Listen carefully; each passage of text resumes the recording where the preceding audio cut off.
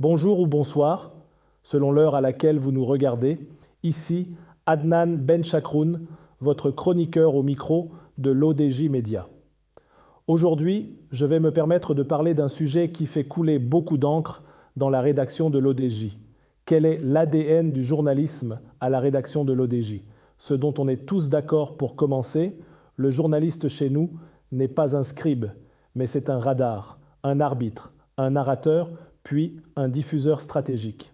Et pour cela, j'ai choisi le format d'une masterclass, mais une masterclass qui n'enseigne pas comment écrire un article, mais comment devenir un capteur actif du réel, capable de transformer le bruit du monde en contenu journalistique pertinent, lisible et diffusé intelligemment. Cette masterclass repose sur une idée fondatrice. Aujourd'hui, tout le monde a accès à l'information, mais très peu savent la transformer en connaissances utiles. Être journaliste, ce n'est plus être celui qui arrive en premier, mais celui qui comprend mieux.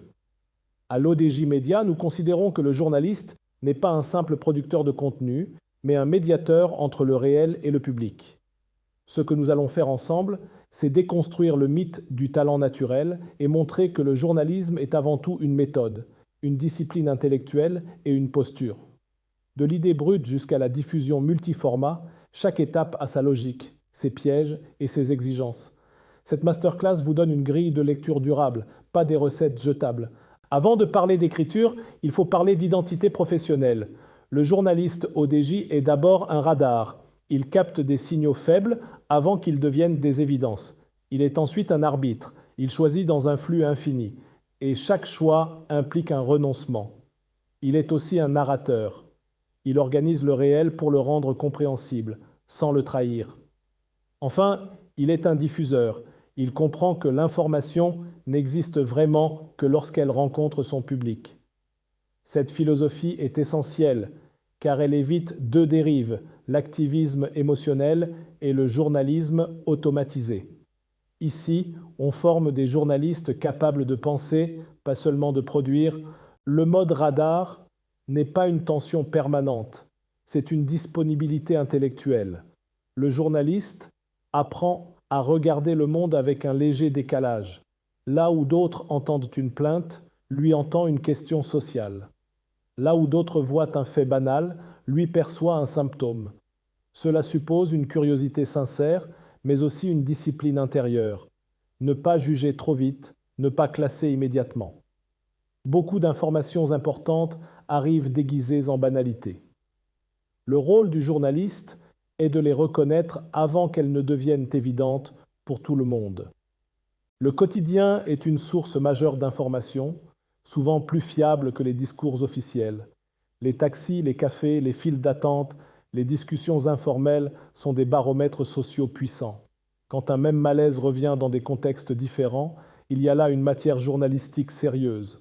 Le journaliste apprend à écouter sans intervenir, à noter mentalement des phrases, des mots, des émotions. Une société se raconte souvent mieux dans ses conversations ordinaires que dans ses communiqués. Le réel parle avant d'être structuré. Le journaliste arrive ensuite pour donner forme. La veille bien organisée est magique, mais la veille est souvent mal comprise dans certaines rédactions. Elle est nécessaire, mais elle n'est pas une course à l'exhaustivité, mais une stratégie de filtrage. Un bon journaliste sait exactement quelles sources nourrissent dans sa compréhension du monde. Il ne suit pas tout, il suit juste. Newsletter institutionnel, médias concurrents, experts crédibles, groupes professionnels, tout doit être choisi consciemment. La règle est simple, si une source n'apporte plus de valeur, on l'abandonne. La veille doit renforcer la lucidité, jamais la diluer. Il faut déconstruire une idée très répandue. Le travail journalistique ne se limite pas aux heures passées devant un écran. En réalité, une grande partie du travail se fait en dehors du temps visible. Le cerveau du journaliste fonctionne par association lente. Une information entendue le matin peut devenir un sujet le soir, ou parfois plusieurs jours plus tard. C'est pour cela que le temps libre n'est pas du temps perdu. Marcher, conduire, attendre, observer sans but précis, ce sont des moments où l'esprit relie des éléments que l'urgence empêche de connecter. Le journaliste doit apprendre à respecter ces moments de disponibilité mentale sans culpabilité. La seule discipline, ici, est la capture. Une idée doit être notée immédiatement, même si elle paraît floue, maladroite, incomplète. Le rôle du journaliste n'est pas de juger l'idée au moment où elle surgit, mais de la conserver. Avec le temps, cette accumulation devient une véritable réserve stratégique d'intuition dans laquelle on viendra puiser plus tard pour écrire, enquêter ou proposer des angles originaux. Passons maintenant à l'acte éditorial fondamental, choisir un sujet. Choisir un sujet, ce n'est pas une formalité, c'est le cœur du pouvoir journalistique. Dans un monde saturé d'informations, le vrai luxe n'est pas l'accès aux faits, mais la capacité à décider ce qui mérite l'attention collective. Chaque publication est un signal envoyé au lecteur, ceci est important. Ce choix repose sur plusieurs couches. Il y a l'expérience, ce que l'on a déjà publié, ce qui a suscité de l'intérêt ou de l'indifférence. Il y a la connaissance du lectorat, ses préoccupations, ses fatigues, ses angles morts, et puis il y a quelque chose de moins mesurable, mais essentiel, l'intuition professionnelle construite avec le temps. Il faut accepter que ce choix soit imparfait. Le journalisme n'est pas une science exacte, mais ne pas choisir par peur de se tromper conduit à un journalisme fade, sans ligne, sans âme. À l'ODJ Média, on préfère un choix assumé à une neutralité molle. Oui, il y a toujours un pari éditorial pour chaque article et tous les jours. En effet, publier, c'est toujours parier. Il n'existe aucune garantie absolue qu'un sujet rencontrera son public. Mais il existe une chose non négociable, la conviction éditoriale. Le journaliste doit être capable de dire « ce sujet mérite d'exister », même s'il n'est pas immédiatement populaire. Le pari éditorial n'est pas un coup de poker émotionnel.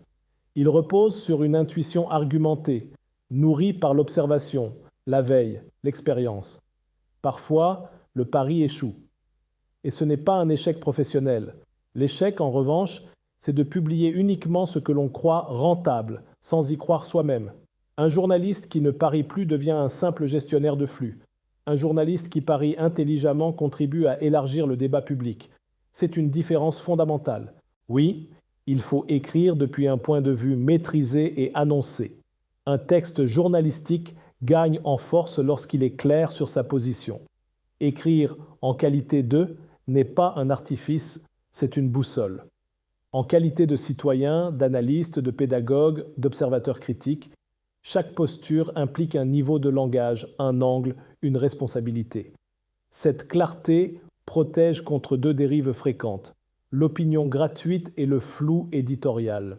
Le lecteur ressent immédiatement si un texte est écrit depuis une position assumée ou depuis une accumulation d'idées non hiérarchisées. La crédibilité ne vient pas du ton affirmatif, mais de la cohérence interne du raisonnement.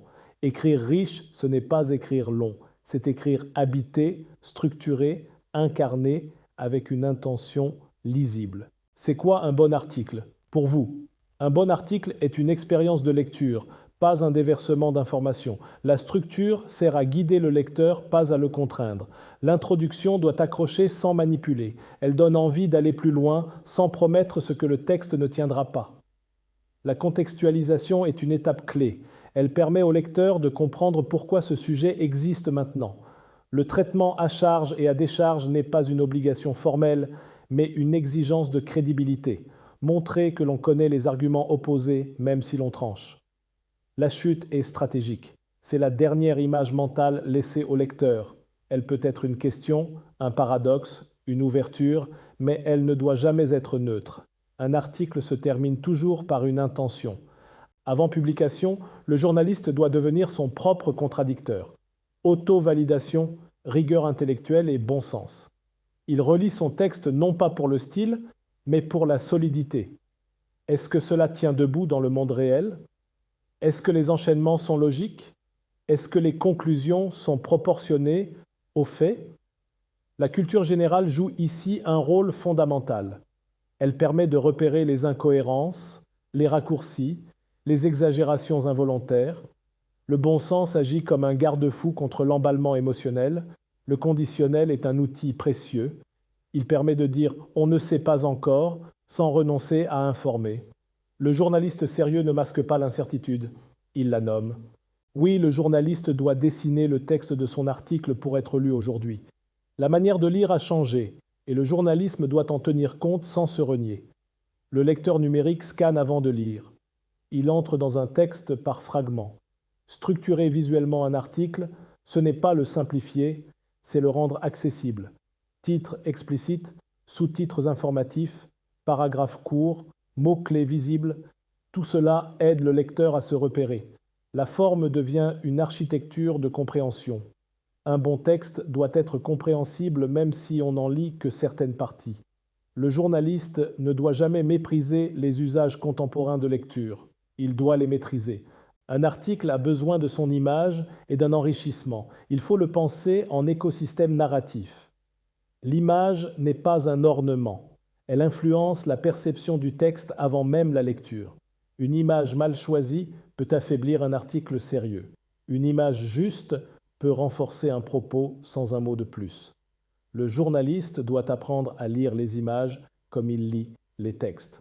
Cadre, contexte, symbolique, cohérence avec le sujet. De plus, certains contenus appellent naturellement d'autres formats, l'audio pour la nuance, la vidéo pour l'émotion, le diaporama pour la pédagogie. Le journalisme moderne est multimodal, le texte reste central, mais il n'est plus solitaire. Un article publié commence une nouvelle vie. Les statistiques ne disent pas tout, mais elles disent quelque chose. Les commentaires, même excessifs, révèlent des attentes, des incompréhensions, parfois des angles manqués. Le journaliste ne doit ni idolâtrer les chiffres ni les ignorer. Il doit les observer avec distance. Avec le temps, cette observation construit un instinct fin, comprendre ce qui touche, ce qui lasse, ce qui surprend. C'est ainsi que se forme une intelligence éditoriale durable. Dissémination ou l'art d'aller vers le lecteur, partout il faut absolument essayer de le réussir. Aujourd'hui, publier ne suffit plus. Le contenu doit circuler. Chaque format correspond à une habitude, à un moment de la journée, à une disponibilité différente. Certains lisent, d'autres écoutent, d'autres regardent. Transformer un article en visuel, en podcast ou en vidéo n'est pas une trahison du journalisme. C'est une adaptation stratégique. Le fond reste identique, la forme évolue. Le journaliste devient alors un organisateur de rencontres entre un contenu et ses publics. Pour conclure, je dirais que le journalisme est une posture avant d'être une technique. Le journalisme n'est pas une accumulation de techniques. C'est une posture intellectuelle et éthique. Observer avec attention, choisir avec courage, écrire avec honnêteté, diffuser avec intelligence, apprendre en continu. Cette masterclass transmet une manière d'être journaliste, pas seulement une manière d'écrire. À l'ODJ Média, c'est cette exigence qui fonde la crédibilité. Et c'est cette responsabilité que chaque journaliste formé ici est appelé à porter. Le journalisme n'est pas une accumulation de techniques, c'est une posture intellectuelle et éthique. Observer avec attention, choisir avec courage, écrire avec honnêteté, diffuser avec intelligence, apprendre en continu. Cette masterclass transmet une manière d'être journaliste, pas seulement une manière d'écrire. À l'ODJ Média, c'est cette exigence qui fonde la crédibilité. Et c'est cette responsabilité que chaque journaliste formé ici est appelé à porter. Voilà, c'était Adnan Benchakroun au micro de l'ODJ Média. À travers cette masterclass, mon intention n'était pas de livrer des recettes toutes faites, mais de partager une méthode, une posture, une manière de regarder le réel avec rigueur et discernement. Le journalisme n'est pas un savoir figé. C'est une pratique vivante qui se discute, se corrige, s'affine avec le temps, l'expérience et le débat. Ce que je vous ai proposé ici n'a pas vocation à être définitif. Certaines idées pourront être discutées, nuancées, voire remises en question demain. Et c'est très bien ainsi.